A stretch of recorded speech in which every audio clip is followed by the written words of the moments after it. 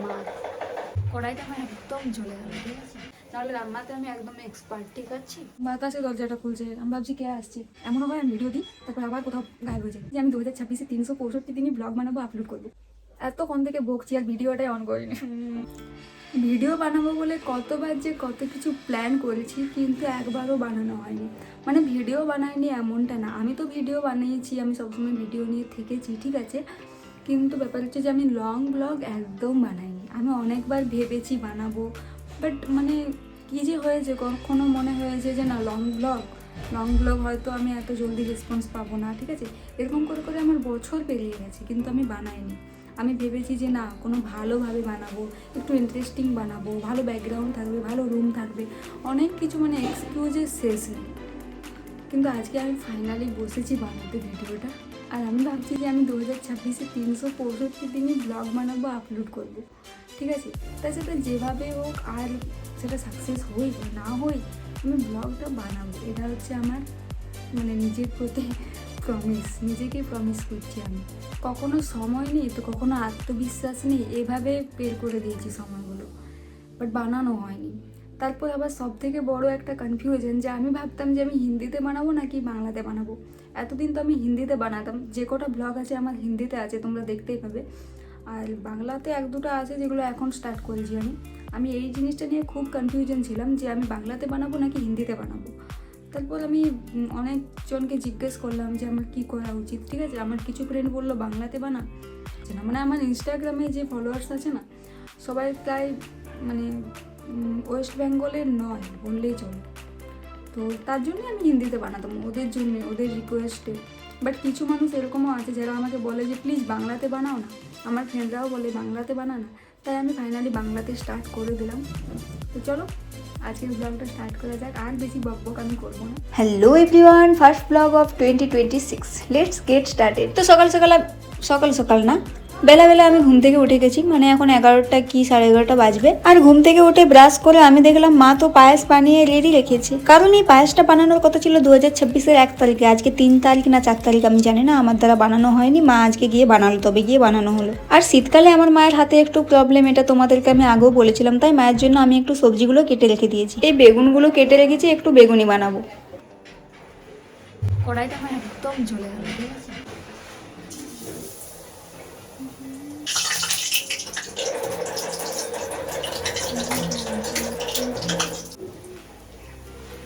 এসব করার আমার ইন্টারেস্ট অনেক, কারণ কালকে রাত মোটামুটি 10টার সময় আমি পকোড়ি বানাচ্ছিলাম, ঠিক আছে?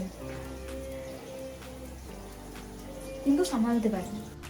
तुमसे ना हो पाएगा। আমি রান্নার মধ্যে কোনটা জানি না বলবো, ওই যে মাছটা আমি রান্না করতে জানি না এখন, মানে জানি না মানে কি, আমি জানি কিন্তু এখনো পর্যন্ত মাছটা আমি রান্না করিনি কোনোদিন। বাকি আমি সব কিছুই করেছি মোটামুটি। আর সব কিছু বলতে কি, মানে নর্মাল যেগুলো হয়, আমরা যেগুলো জানি নর্মাল সবাই, ওইগুলো বলছি। আর কিছু কিছু আইটেম তো আছে যেগুলো স্পেশাল, যেগুলো হয়তো আমি জানি না, হয়তো যারা মানে একদম এক্সপার্ট তারা জানে, কিন্তু করে খাওয়াতে পারবো समझ रहे हो? মানে নিজেই যে আর কি, যদি কোনো একা থাকি বা কিছু, অন্যের জন্য বলছি না, অন্যকে করে খাওয়ানোর জন্য অবভিয়াসলি আমি শিখছি না।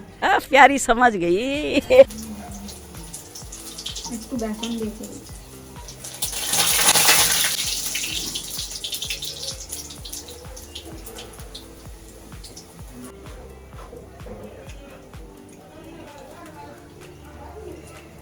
বেবিটা একটু গরম গরমে ভালো লাগে।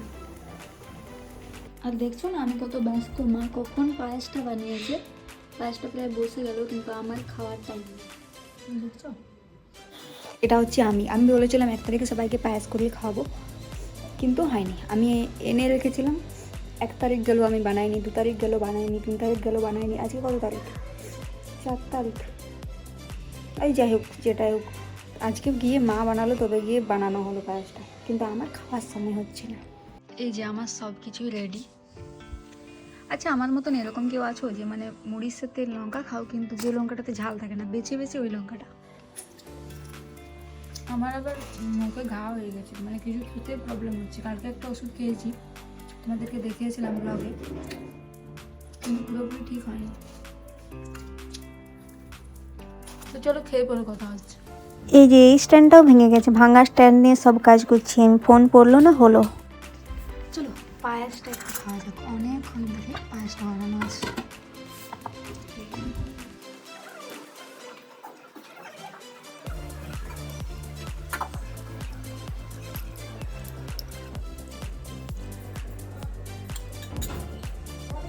প্রতিদিনের মতো আজও আমি দুপুরে খাওয়ার পর একটু বাইরে বেরিয়েছিলাম, কিন্তু এসে দেখছি বা আজকে কেউ নেই, কারণ আজকে রোদ নেই বাইরে, এই জন্য।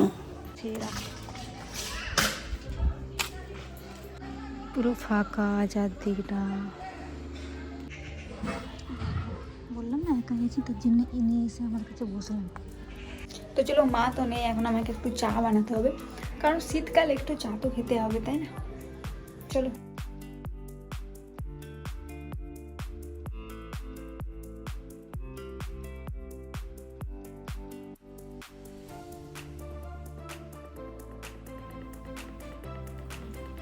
চলো চাটা বানানো।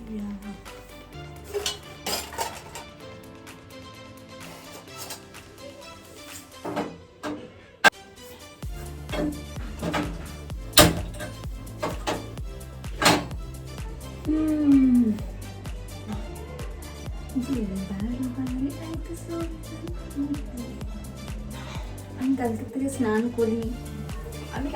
স্নান করিনি, এটা নিশ্চয়ই তোমরা আমাকে দেখেই বুঝতে পারছো। শীতকালে আমি ডেলি স্নান করবো। मौत को छू के टक से वापस आ सकता हूँ। চা খেতে খুব একটা ভালো লাগে না আমার, কিন্তু ভিডিওতে ভালো লাগে দেখতে।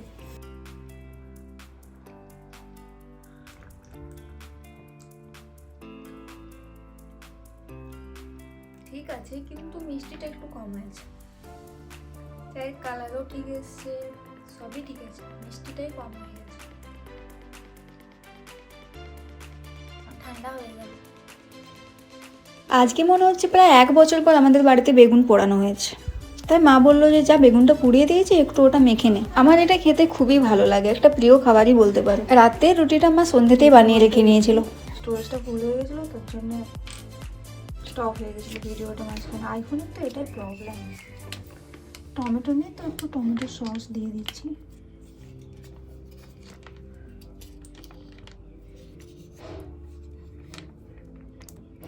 হালকা দেবো একদম। এই বেগুন ভর্তাটা দিয়ে রুটি খেতে খুব ভালো লাগে আমার, তাই রাতের খাবারটা আমার পছন্দেরই ছিল, বেগুন ভর্তা, রুটি আর পায়েস। তো আজকের ব্লগটা কেমন লাগলো আমাকে কমেন্টে অবশ্যই জানি। তো নেক্সট ব্লগ আসছে পরের উইকে, রেডি থাকো। Good night.